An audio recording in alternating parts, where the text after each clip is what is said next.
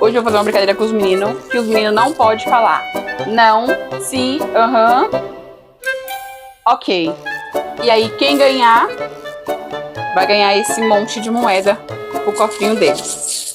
Então, vamos lá. Pode começar. Oi, Oi, tudo bem? tudo Como você está? bem?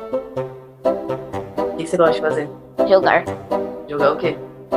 bola Você joga com quem? com o Guilherme, Oxe, quem é Guilherme? meu irmão. Você gosta de fazer na escola? Estudar. É, Qual o seu nome? Lucas, e o seu? Miguel. Você gosta desse nome? É, Não entendi. Responde de novo. Você gosta desse nome? mais ou menos.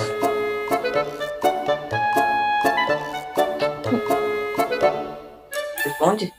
Sei lá. É, E você gosta do seu nome? eu gosto. Legal.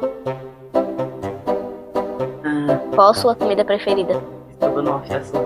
Macarrão. É bom jogar no futebol? Mais ou menos. Você se acha bom no futebol? Mais ou menos. E você? Me acho. Bom. Qual é o seu segundo esporte favorito? Pipa. É bom no pipa? Sou bom? Você acha que você consegue me cortar? Mais ou menos. Você gosta de usar chilena? Mais ou menos. Por quê? Ah, uso pouco.